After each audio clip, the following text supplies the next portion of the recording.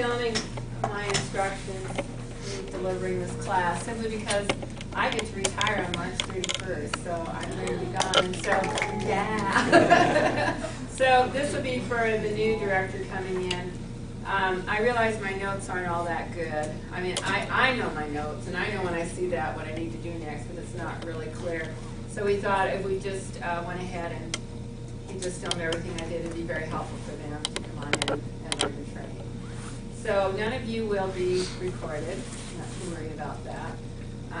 Just me. All right, so let me get started. You ready? Mm-hmm. Okay. So how many of you seen this sign, either on the buildings here or some of the other county facilities? It says, "LA County welcomes all. We celebrate diversity in both spirit and action through our inclusive non-discrimination policy." Now, what this simply means is that anybody that comes into our facilities, they know they're in a safe place, and they're going to be welcome. They're not going to be discriminated against or treated poorly or anything like that. Another good news is you as employees, you know now that when you come into your office, you also are going to be treated with respect. You're going to be welcome, and that it's a safe environment. So the door swings both ways. And these signs weren't just one day put up by facilities, so let's just put them up on all the buildings. That wasn't how it happened. What happened was we invited all of the different departments and the agencies to participate in the Mayor's Inclusion Campaign. And what they had to do was take this training that you're taking right now, and then they had to come up with 2 to 3 strategies on how they could be more welcoming to the clients and to one another. And when they came up with that, then they sent that to me, and then we went out and we put a sign up. So all the different divisions, it took a while. Some got them done right away, some it took a little while to do. And we have them now on all of the Salt Lake County libraries, all of the Salt Lake County rec centers, and the senior centers. And then we have them, you'll see them on all of the departments in the county offices here. And so they earned them. And then what happened after this was done, somebody said, well, we really should make it mandatory for all employees to take this diversity training. So that's why you're in this class for the new hire orientation. And my goal for this training, I have 3 goals. One is I want it to be informative, but I want it to be in a fun way. So it's kind of interactive. I'm not writing a bunch of statistics on the whiteboard or having you take notes, and you're not going to be tested. It's more of your own personal experience of this training. And so I like it to be kind of fun. I like to be interactive. I like to keep you awake. And then the second thing is that I want you each, hopefully, to have a moment of, oh yeah, I know what she's talking about. Yeah, I understand that one. I've done that, or that happened to me. Oh yeah, okay. And I usually can see it when I'm watching people. I'll see also they have a realization. So that's what I'm hoping for all of you. Again, that's nothing you're going to be tested on. And then the third one is I'm going to pass these out. You'll each get one, and you're going to write something on it. But when we get towards the end of the class, I'll explain exactly what this is about. Okay? And now a little commercial from my Office of Diversity Affairs. We send out every week event announcements. And it tells you what's going on in the community. Usually they're free, or if they're not free, it's very low cost. But there are things that are happening in the community that most people aren't even aware. And then also we send out announcements if there's some kind of service that's going to be provided, whether it's a medical services or educational services, things like that that the community needs to know about. We're sending that out. So if you'd like to receive that announcement, just put your name and your email address on here. We also send out job announcements, and you're thinking, well, I just got a job. What do I need to see that for? But you might have some friends or others that are looking for work, and you can let them know that the county has some openings. We also, for you as an employee, we're always encouraging you to get to the right place. If you feel like you're in a department now, maybe you've been there for a year or whatever, and you realize, I'd kind of like to move in that department, or I'd like to go there, then you'll see job announcements, and sometimes they're only for employees that are already here. They call it internal applications. So it's helpful to look at these things, and then I really recommend that you go ahead and sign up for it. And then if you don't like it, it's real easy to unsubscribe, but just give it a try. So I'm going to pass this around, make sure whoever comes to your table to bring it, make sure that I get it back. Okay, thank you.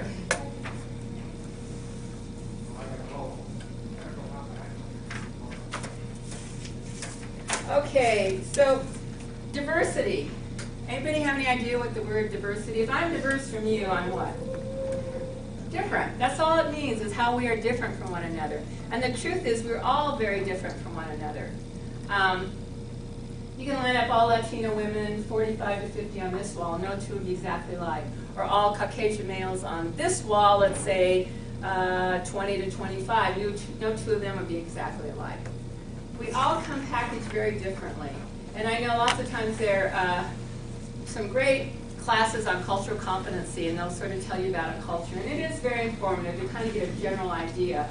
But I'm Hispanic, and so if I went and looked at what they said about the Hispanics, I'd be looking at like, well, no, that's not exactly me. There's much more to me than that, you know. So you want to get to know people as individuals to really find out who they are. So we come in different sizes. We go to different churches. We have different relationship status. Maybe we're married, divorced, maybe we're widowed, maybe we're single. We may come from a big family. How we get to work, maybe some of us carpool, maybe some of us take public transportation, or maybe some of us are lucky enough to walk. That would be great. Let's see what else. We all eat different foods. Some of us might be vegetarian. Some of us, because of our religious beliefs, may eat certain foods. We all have different jobs, even though you all work for the county. You all work in different departments. So you get the idea. We all are very different. So when I'm talking about diversity, I'm talking about it's about all of us. So it's about me. It's about you, it's about you, it's about you. It's about every single one of us. We're all very diverse and very unique. So that's what this class is called, or why it's called diversity. It's about all of us. So the first thing I'm going to have you do is you're going to pair up with someone who's close to you, and you're going to ask each other questions and see how many differences you have from one another. So you'll say, hey, where were you born? Well, I was born in Montana. Well, I was born here in Utah. Okay, that's one difference. Wow, you wear glasses, I don't. That's two difference. Do you speak another language? Yeah. Oh, I don't. Okay, that's another difference. You know, you're going to ask each other a lot of questions. Now, you don't have to write down the answers. Remember, I said this isn't where you take the notes or anything. All you have to do is kind of keep tally. Okay, that's one, that's two, that's three, that sort of thing. And then you'll get it. So I'm going to have you pair up with this gentleman right behind you. How about you two across from each other? Let's see. You guys know each other too well. So I'm going to go, you two, right there, you two. How about you'll pair up with her, and then you two right here. That'll be all right? Okay. Then you two here, you two across, and then guess what? You get me. Is that all right? Yeah, you do. Okay, so what you're going to do is just simply ask each other questions and then find out who has the most differences. Okay, go. So you can turn it off now. What are you doing? Communicating. You were communicating, but you were simply talking to one another, weren't you? You were asking questions, and I heard people laughing and having a good time with this. Now, we were talking about differences. So think about it. How many times do you see someone that's really different from you, and you go, hey, you want to go on a break? Let's talk about our differences. Like, no. We don't do that. We just like to hang out with people who are like us, you know, that we don't have to worry that we'll say something that might offend them or they might offend me. We like hanging out with people who are the same. But in this particular instance, I created a game. I said, hey, ask each other these questions and see how many differences you can find. And how many of you, when you were asking a question, you had all these differences, and then you asked one and you had things in common, you're like, oh, darn it. Yeah. And when you really focus on, let's find our differences. So I created a place of openness, like, hey, we're just playing this game. Let's see how many differences we can get. So your mind was in an openness. It wasn't worrying about, oh, if we're different, this is great, we got all these points. So think about this when you're interacting with people, whether it's at work or at home, in your neighborhood, wherever. Are you standing in a place of openness, or are you standing in a place of judgment? And you know what judgment is. You know when somebody goes, wow, you don't really believe everything your church teaches, do you? Or, ooh, what was that you said during staff meeting? That was interesting. Or, wow, what's that you're eating for lunch? What kind of food is that? You know when people are putting you down. They make a statement, but you know they're giving you kind of a backhanded slap. Now think about yourself when you talk to people. Are you coming from a place of openness? I'm just generally asking this question. I'd like to know more about you. Or are you coming from a place of, wow, you're different and odd, you know, and you're judging them. So catch yourself doing that, especially here at work. You know, so there's some days we're really tired or whatever. You know, maybe somebody's coming in and it's like, you know, 10 to 5, and you're going, well, Didn't you know we close at 5? I mean, you know, you're saying these things, but you're really putting them down. Instead of saying, oh yeah, you know, we're running a little bit late, let's get you in here and let's get going on this. So where are you standing when you interact with people? In a place of openness or in a place of judgment? Okay, I did this at a junior high school. And what I did is I had them talk about the things that they wanted, that they had in common. And usually when you want to know things that are alike, usually you'll find maybe 8 at the most. It's really hard to find a lot. Oh, I didn't ask. How many of you had 5 or more differences? Raise your hand. Okay, how many had 10 or more? Raise your hand. Did anybody have 15 or more?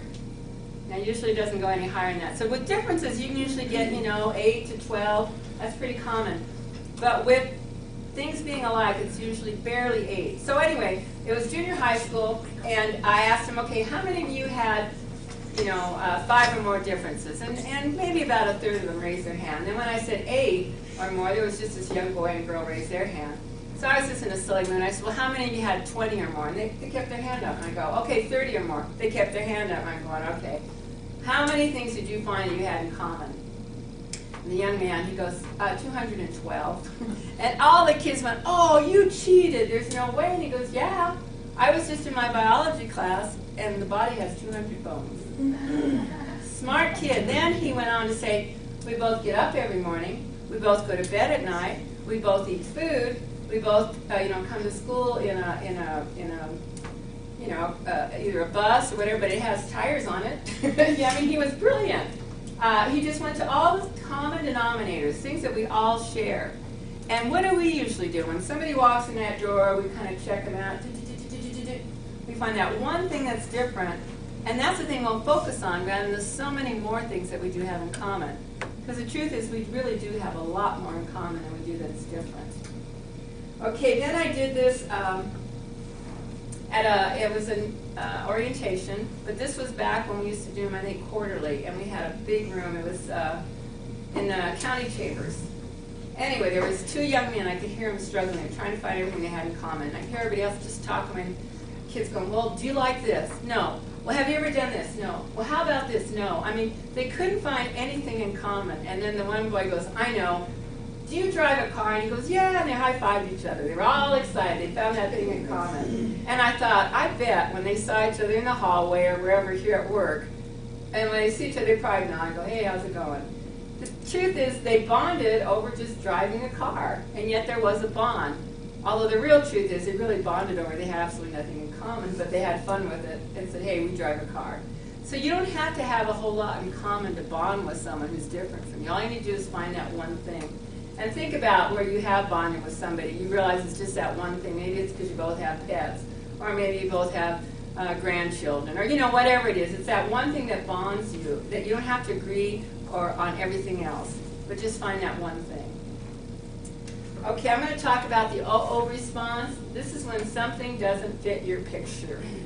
Let's say you're walking into a room, supposed to be meeting with a new committee, everybody's all excited, and then this last person walks in and everybody goes, uh-oh. We've all had that experience, haven't we? There was a man who used to fly commercially for his work, and he had to fly like 2 to 3 times a year. And he was deathly afraid of crashing. So every time he'd get into the plane, he'd look into the cockpit and he'd see the pilot. He's a white, middle-aged male. Get on the plane, land safely. Get on the plane again, look in the cockpit, there's a white, middle-aged male, land safely. And he's feeling pretty good. Every time he's getting in there, white, middle-aged male, he's feeling really good. Well, he gets on this one time and he looks in at the pilot and he goes, uh-oh, didn't fit his picture. What do you think he saw this time? A person of color, a female, maybe someone that you're thinking, do they even have their driver's license? My gosh, they look so young. Or on the other end of the spectrum, whoa, shouldn't they be retired? They look a little bit too old to be driving my plane. So it didn't fit his picture, what he was used to having someone flying his plane and feeling safe. And he went, uh-oh. Well, did he land safely? Of course he did. He landed safely because the person who was flying the plane was qualified to fly the plane. You don't have to be white, you don't have to be middle-aged, you don't have to be a male. And for that matter, you don't have to be a female, you don't have to be a person of color, And you don't have to be any particular age. You just need to be qualified to fly the plane. But what happens, we have in our mind how we think something should look, and when it doesn't, we go, uh-oh. And we don't even know about that person. They are qualified. So think about that, your uh-oh moments.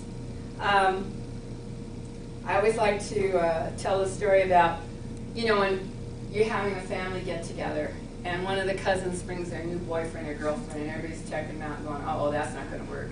And then it turns out that they're the very best. They turn out to be a wonderful couple, they get married, have kids, and you're going, oh my gosh, I totally misjudged that one. That's an uh-oh moment that turns out totally different. I had a man who taught mechanics.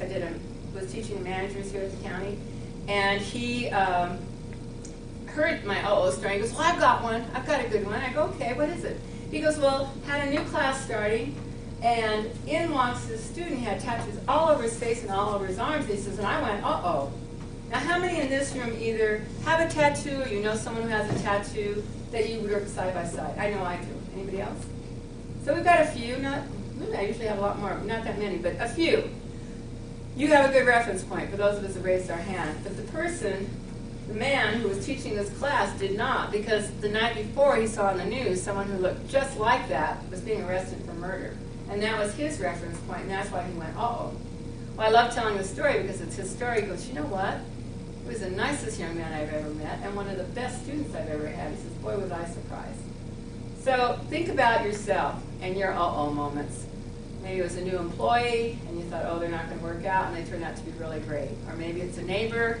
You know how we're all always, when somebody's moving, we're kind of looking over and say, oh, what car are they driving, or what's their virtual life? We're checking them out, right? And then, you might have your judgment like, oh, I don't think they're going to work out. And then you find out, wow, it turned out to be the best neighbor. So we've all had those times where we thought it was going to be this way, and when we got to know the person, it was totally different. Okay. We're going to say the word top, T-O-P. We're going to say it out loud together 10 times. And then when we're done saying it, I'm going to ask you a question. I want you to answer the first thing that comes to your mind. Don't worry if it's right or wrong. Okay? Okay, here we go. Top, top, top, top, top, top, top, top, top, top. What do you do with a green light? Go. How many of you thought the word stop and didn't say it? Yeah. So why would you say stop? Any ideas? It rhymes with top. I tricked you. I brainwashed you. Your brain is just going along, top, top, top. And then you hear something about a light or a signal, and it goes to the closest thing it knows, and goes, oh, stop sign, stop signal. And think about that when somebody comes in the door, and you don't know who they are, and you kind of, you look at them and go, oh, I know who those people are. My mom and dad have told me about those people all my life. I know what they're like. Or you know what, I've seen it on the news, those people, or I've seen it in movies. Or maybe you go, you know what, I had an incident with somebody who looks just like that, and I know what they're like. And the truth is you have no idea what it's like. You've never met that person before. So the brain goes to the closest thing it knows. Think about that when you're judging somebody, you realize, stop and ask yourself, I don't even know them. Why am I doing this? Well, it's a bias. It's a conditioned response. Your brain goes to the closest thing it knows. So I got good news and bad news. Here's the bad news. Those little voices that are always chattering at you, oh, look at them, who do they think they are, and da-da-da-da-da, it never goes away. Never. Until you're pronounced dead, brain dead, it's done with. You don't have to worry about it anymore. That's the bad news. It never goes away. Here's the good news. It never goes away. And you're going, what? That's not good news. Well, the good news about it is you're not going to beat yourself up anymore. These thoughts just come. You don't have to worry about it, but guess what? Now you go, oh, yeah, I have a bias. Now you can say, well, let me stop a moment and let me see if I can connect with that person, say hello to them, or really get to know who they are. And you got to be willing to do that. And believe me, we all have judgments. I have had some people go, oh, no, I don't have a judgment. Well, no, I only had one person. She was so sweet. She said, I've never had a judgment. I go, okay. But I always say, try driving your car and not have a judgment. If anybody drives their car, you're always saying, like, what are they doing on my tail? They're right on my tail. Why don't they slow down? Or, geez, why are they so slow? Or what are they in a hurry for? We do have judgments, and they just come like that. And I always like to tell this story. Here I am, director of diversity, and I'm going, thank goodness nobody can read my thoughts, because I have a very critical mind, and I'd be so embarrassed if people knew all these silly thoughts that I have. But the good news now is I follow my own, instructions here that just say thank you for sharing. Go sit down over there, and then I make an extra effort. How can I connect with that person? I don't even know who they are.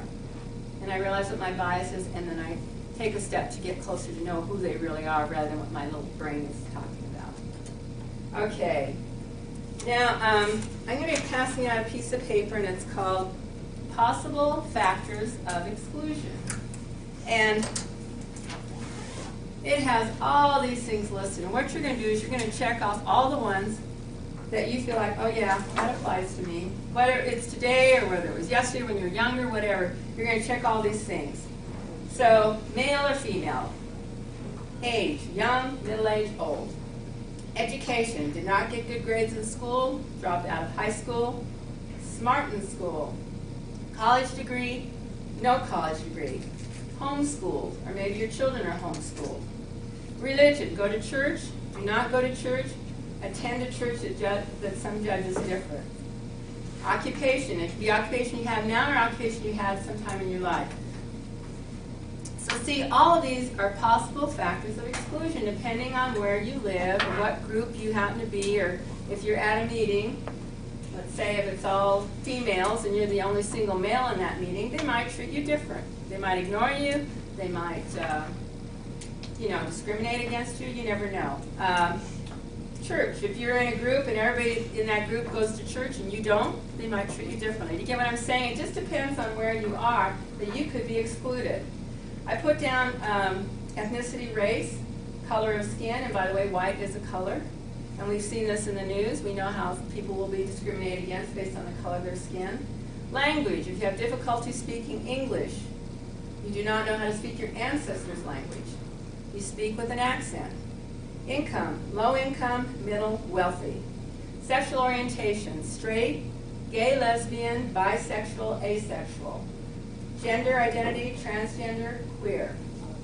Good looking, unattractive, overweight, too skinny, short, tall. And these are all your perception of who you are. Work status, unemployed. If any of you have ever been unemployed, that can be a tough one on yourself, and yet sometimes people will treat you differently.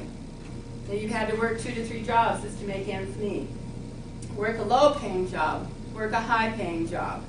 And believe me, if you work a high-paying job and maybe a lot of your friends are struggling, they've been out of work, they might treat you differently. They might resent you that you've got the high-paying job and you're not that good at it.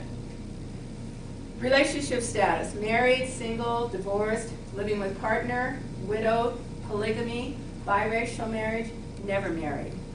Family, large family, parents were divorced, you lived growing up with relatives, lived in foster care, other. Political affiliation, and right now it's a real hot topic because we're in a presidential election year. So Democrat, Republican, Independent, other. Parent status, single parent, had an unwanted pregnancy, young parent, never been a parent, only one child, 4 or more children. Place of birth, Utah, outside of the United States. Living arrangements, live with parents, live with relatives, live alone, poor neighborhood, homeless. Legal, never been arrested, been in jail, been in prison. Disability, physical, learning disability, mental illness, lingering illness, terminal illness. Addiction, alcohol, drug, food, sex. Social behavior, drinker, non-drinker. Smoker, non-smoker. Introvert, extrovert. Premarital sex, sexual abstinence, tattoo. Food preferences, vegetarian, religious restrictions, medical restrictions. Stand up for a principle. And we know how that is. Sometimes if you do take a stand, maybe people go, why did you do that? You ruined it for the rest of us. And they may treat you differently. So you're going to just check whatever, this is your paper, you're going to check whatever the things that you feel like, yeah, I know that one, yeah, that applies to me, that applies to me. And then when you're done, you're going to turn the page over, you're going to pick one of these. Just pick one, like, that's a strong factor. I can really talk to that factor. because I have been ignored, or I have been discriminated against because of that, or people treated me differently. And then you're going to write down on the back names you never want to be called again. And some of them have names, a few of them don't, but most of them have names. And it may not be that somebody was in your face calling you that name, but in your mind you thought, I know that's what they're calling me, because you know the names that are associated with that factor. Then you write down things you never want done to you again. And then, most important, you want to write how you want to be treated. And then when you're all done with that, we'll come back to the group. But take your time. We've got lots of time for this. Does everybody have a pen, pencils, whatever? Okay. What we're going to do is I'm going to go around and ask for volunteers that want to tell about their particular factor. And what you're going to say is names you never want to be called again, things you never want done to you again, and then I'll come back around and ask you how you want to be treated. So I just need those two, or if you just want to tell a particular story about that factor. So I'm going to go first. I really struggled in school, and very slow reader, and I got nervous about it, thinking, oh, I'm not very smart. And when I was in, I'm going to say, 5th grade, 6th grade, I really struggled with math. And my mother, I had a wonderful mother, she just kept saying, that's okay, you're doing the best you can. Just, you're all right. And I was really surprised, like, well, aren't you supposed to be mad at me? She says, no, I know you're working hard. Well, we'd had a math test and I had failed it. And it was open house that week. And this teacher, I don't know where she got her training, but she went and put up construction paper, little construction paper, different colors. And the bright, cheery colors were the A's, the B's, the C's, then the D's, and then the F's was this dark, dingy color. I don't know if it was green or what it was, but it was horrible. And there's my little picture on it because I had failed the test. And there was 2 others with me. And I told my mom ahead of time because I didn't want her to be embarrassed. I thought, my poor mom. I was thinking about her because she was always so good to me. And she says, don't you worry about it. Don't you worry about it. We're not even going to bother with it. And again, I was very fortunate that I had a parent that knew I was working hard, that I was struggling, and she supported me. A lot of kids kind of gotten, batted around because they're stupid and why don't you learn better. But I always deep down felt, well, I'm not very smart. And even to this day, I still struggle when I have to read something. Well, I better really read it good, and I better read it again, and all like that. So I've carried it for a long time. And so I was very fortunate in that kids were very nice to me. It wasn't, even though my picture was on there, I don't remember any child coming up. But in my mind, I thought, oh, they're saying I'm stupid. They're probably saying I'm lazy. They're probably saying I don't work hard enough, all of that. That was going on in my mind. That was the names. And what I never want done to me is to be embarrassed like that, the way the teacher embarrassed me, So that was my particular factor. Any of you want to tell me one of your factors? Any brave souls want to share what you put on your paper? That's okay. Most people don't. What happens? I mean, you just got a new job. It's like, heck, I'm not going to share with all these people. I don't know who they are. So if you would, just take a moment and share with who's ever across from you, if you want to, or you don't have to, but break up in pairs and just talk about it. Even if you want to say, well, mine was terrible, but I can't tell you about it. But go ahead and share with each other. Some guys don't. So whoever you carried over before. Nope. No, I went back to work. Some of it must be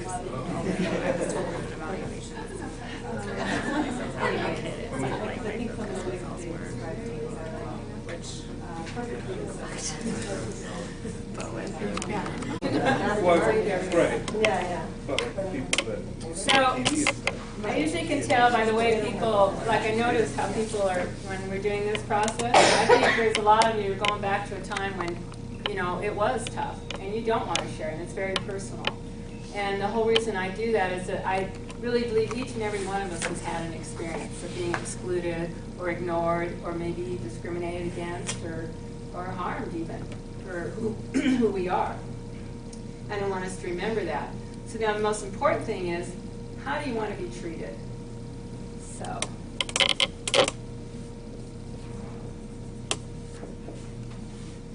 I'm just going to go around the room. How do you want to be treated? with kindness. Okay, kindness.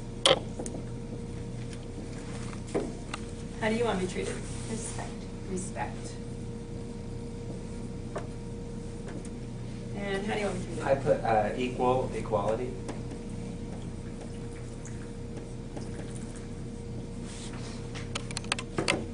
And how do you want me treated? I wrote for the quality work that I do. Okay, for the quality work I do.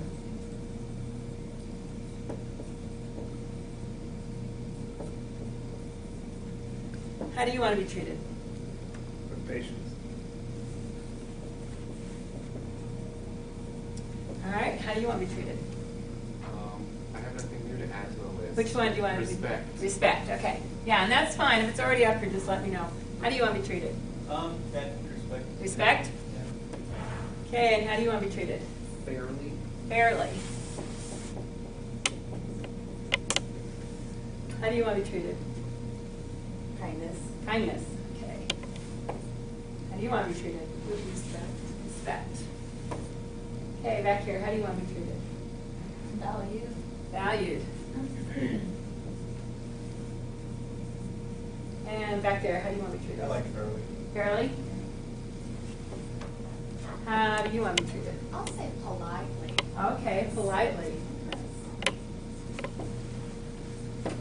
And next one right behind you. I like values. Valued. And, Given a chance to prove myself. okay, given a chance to prove myself.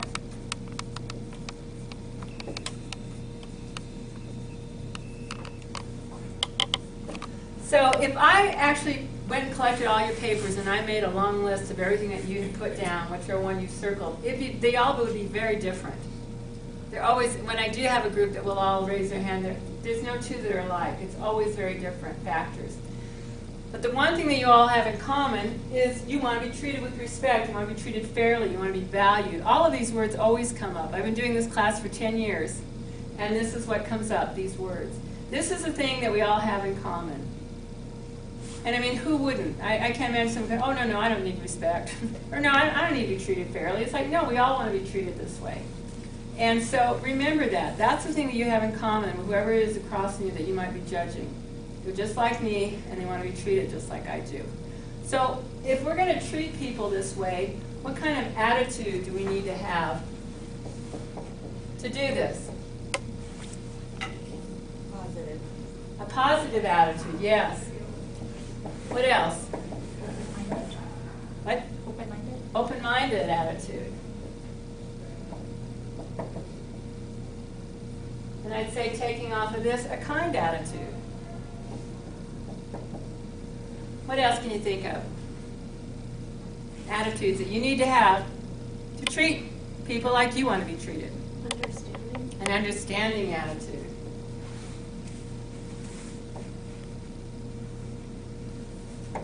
I want to say something about this. We're not talking about you agreeing with whoever it is that maybe you don't quite connect with, but can you have an understanding of them? Can you listen to their story? Can you find out who they really are? And then if we can start having understanding of one another, we can start being respectful to one another. I've talked with people where we were on the total opposite ends of a particular issue and found out why they felt that way. And I did have an understanding, and we had to agree to disagree. I was very passionate about what I felt. But when they explained why they felt that way, I thought, well, that makes sense with what they were, where they came from and what happened to them. I can have an understanding of it. So again, it doesn't mean you're going to go join their political party or their religion, or you can't go back and change how you were raised, your family. You're going to be who you are. But maybe you can have a better understanding when you start really talking to people and really listening to them, finding out where did they come from? What makes up how they feel this way? And from understanding comes respect, so thank you for that. Anything else that you can think of on attitude? Those are good attitudes, huh? Those will really get you through. So now, what can you do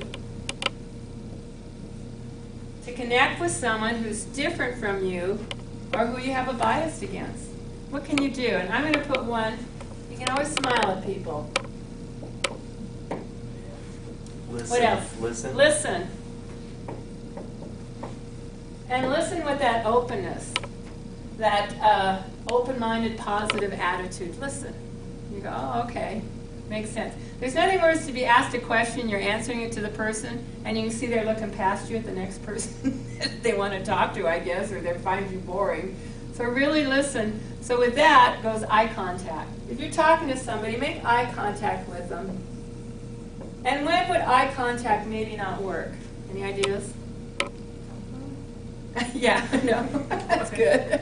You have an idea? If it's in an aggressive situation. Yeah, it could be that way, yeah. Also, different cultures, they don't make eye contact. So if somebody's not making eye contact, just respect that and don't be in their face. And even in our culture, there are some of us who are shy and some who are not, and they don't want to make eye contact. So be respectful, I'm just saying. But majority of us, we really like it when someone is really connecting with us and they're looking us in the eye. So it's just a sign of, hey, I'm listening to you. I find this very interesting. Okay, what else can you do to connect with someone who's different from you or someone who you have a bias against? Try to put yourself in their shoes and see where they're coming from. Okay.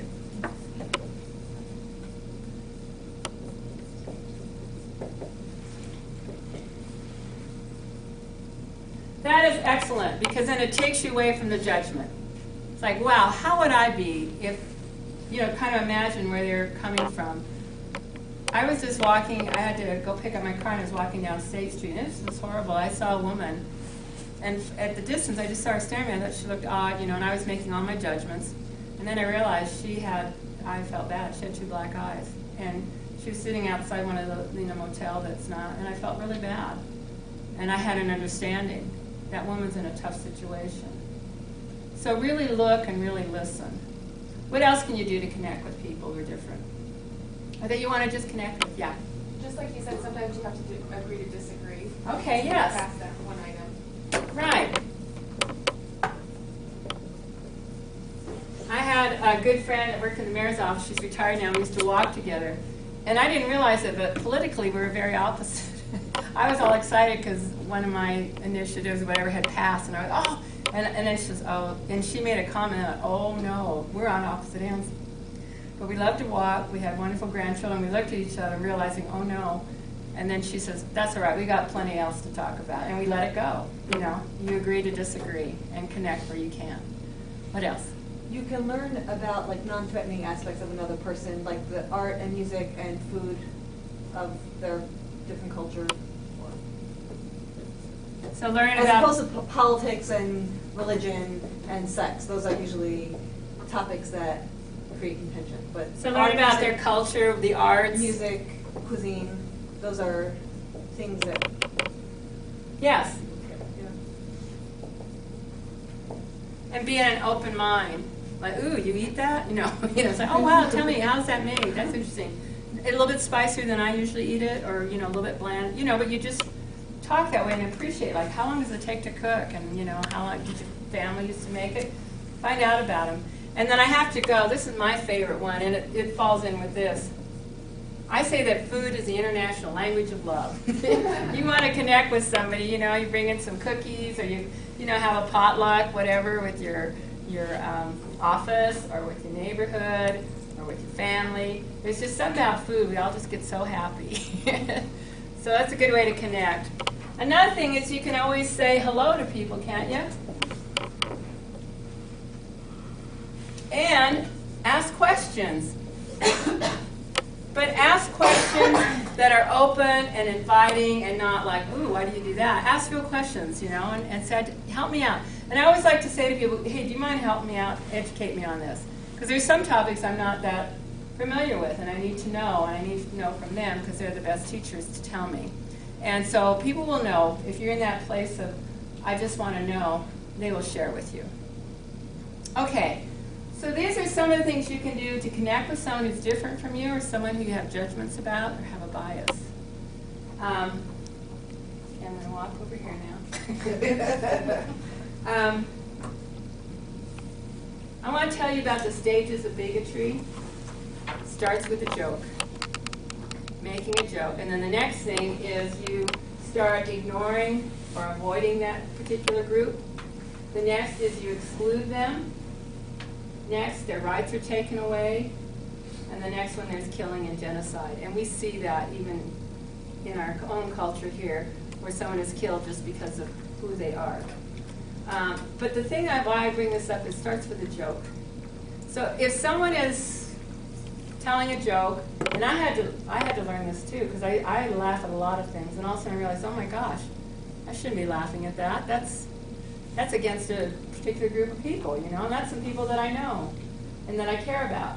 So what you want to do, and this is my suggestion, you can do it any way you want, but I always wait till afterwards and I get the person on, I go, you know what, that joke offends me because you're joking about da-da-da, and I know some people, and I would appreciate when I'm around, please not tell that joke.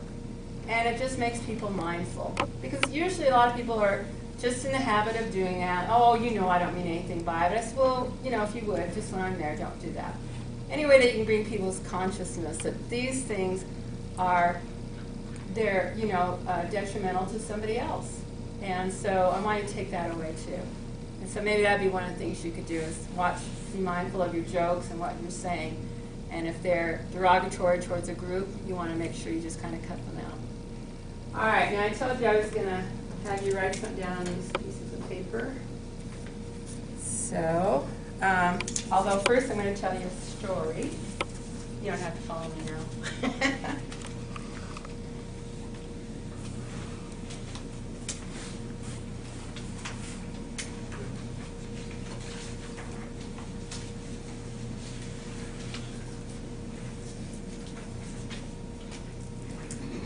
So I'm going to tell you a story before you write down on that.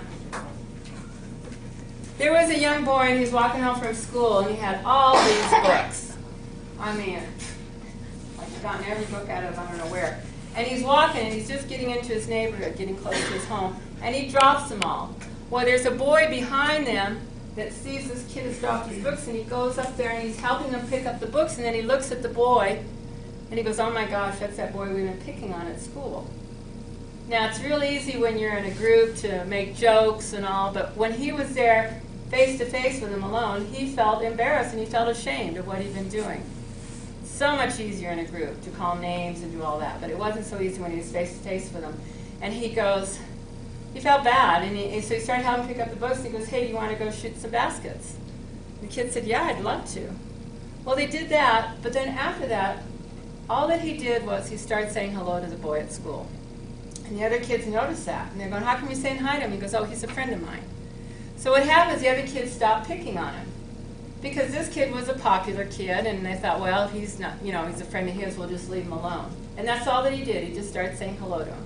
They didn't become best buddies, you know, they didn't do things on the weekend, they didn't eat lunch together, but he just simply said hello. Well, that was 9th grade. Let's flash forward to senior high school graduation. All the kids are so excited, you know, they're all, you know, everything's over with, the ceremony, and they're, hey, what are you going to be doing? You know, I'm going to go to college, well, I'm going to go travel, or I'm getting a job, and everybody's very excited because school's over with. And the two boys see each other, and they're congratulating each other and sharing what they're going to be doing. And the one boy who dropped all the books says, you know, there's something I got to tell you that I've never told you. He goes, what's that? He says, well, you know the day when you saw me, you know, help me pick up those books? I cleaned out my locker. I was going home to kill myself. I was in so much pain, I just needed it to stop. And that's what I was going to do. He says, but you took the time, you shot baskets with me, but then after that you always said hello to me, and I want to thank you for that. So you never know the one thing that you might do, whether it's this or something else in your own mind, but the effect it can be. You know, we have our judgments, but we don't really know who that person is. So can we extend ourselves to say hello to somebody, or to smile to somebody, or ask them some questions. How are you doing? Whatever. You never know the difference it can make. So what I'd like you to do is write down something that you're willing to do, whether it's on this list or you yourself, no, I know there's something I can do. And I had a gentleman probably about 3 months ago. I saw him in the hallway, and he said hi, and of course I said hi. I have so many people who come through my classes, sometimes it's a blur, like, okay, I must know him. And he pulls out of his shirt this little piece of paper, and I go, oh, what's that? And it said service. He goes, I was in your class. He says, and that's what I wrote down. I keep it in my pocket, so whenever I'm dealing with customers and all, that I remember to give them the best service, no matter how they look or what my judgments are. And then I've had another one say, oh, you know what? I kept it in my wallet for about 6 months, and I pull it out every so often and look at it. So put something down there that's meaningful, that you yourself are willing to do. Because I always get good reviews on this class. People like it. They go, yeah, it was pretty good. I liked it. But if we all walk out and we do business as usual, then nothing's going to change. Or if we think, oh no, they need to change the laws, and they need to train their people better, or they need to do this, and we're always looking out there, nothing's going to change. It's going to change with each and every one of us. So if we're willing to make a change, then it'll have the ripple effect. So I welcome you to Salt Lake County. I know I'm leaving, but I've had a great 10 years here, and it's a very welcoming, environment here. And just keep it going for all of us. So that's it. You get to go home 10 minutes early. Thanks so much.